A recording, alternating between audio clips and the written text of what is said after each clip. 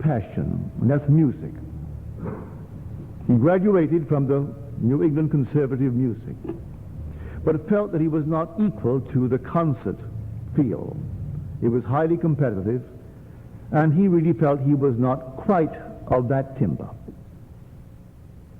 He was born and raised in poverty, extreme poverty. He was an orphan when he was simply a little child, a little baby. Well, he came west, got a job. When he came to my meetings, after about 2 years, I met him. I rather liked him. And I asked him if he would like to do what I am doing. And he said, yes, I would, but I'm not qualified. I said, you've only answered correctly. If you felt you were qualified, you'll be no earthly good. Today, I would say I am not qualified. If you ask me for my intellectual background, I couldn't qualify. Ask me for any background, and I couldn't qualify. I once met Damrosch in New York City at the Bohemian Club. At the Harvard Club, they met once a month. And when I was introduced to him by this most outgoing person, he asked me what was my background. Was it Germanic as far as my teaching? Was it Germanic? Was it French? Was it English? And I said, no, it all came by revelation.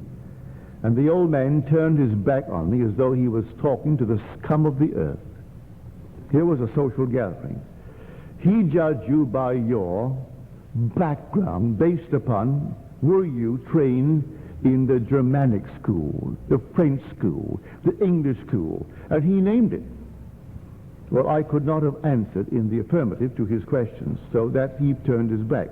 So I said to Freedom, you do not need any background. You trust me. I like you.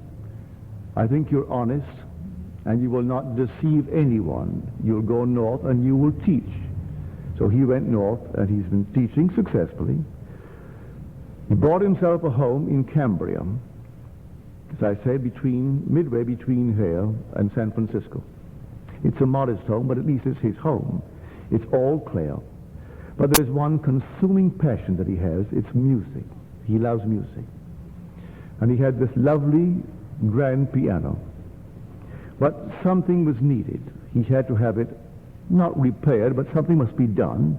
And there was a modest charge of $400 to do to it what he thought should be done. But they could only do it if he sent it back to the factory. It was sent to the factory. They would not ship it to him unless he first came down and tested it and tried it out. That everything ought to be just right as he thought it to be right. So he came down, played on it, and he loved it. Then they gave him a date of delivery. So he waited home, and there was no piano. The next day, no piano. Then he called them. They said, well, we were waiting for a full load. But now there is a full load, and so you will get your piano. Wednesday of last week. Not this week, Wednesday of last week. He waited in all day, and there was no piano. So when he called, they said, strangely enough, our driver and the truck and its contents have disappeared, and we cannot locate him, or locate the truck or the contents. The next day when he called, no trace of the driver. So in desperation, he called me. He said, I know, I teach this law, but Neville, every penny that I have is really locked up in my piano.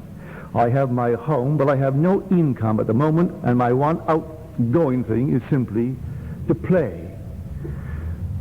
And it's only insured for $2,000, and I could not replace it for $4,000. But long before I could get the $2,000, if ever, here I am strapped, and I'm calling you to help. You're the only one to whom I can turn. So thank you for the confidence. And then that was it. Before I hung up, or right after I hung up, I heard him play that piano. I could put my hands upon his shoulder, and I could feel freedom. I could feel the piano, and I heard this lovely music. Then that night, I turn on, as I quite often do if I'm up. Between 8 and 10, there's a lovely program that comes on KFAC. And it's usually piano music, but it was lovely music all through the day, 24 hours a day.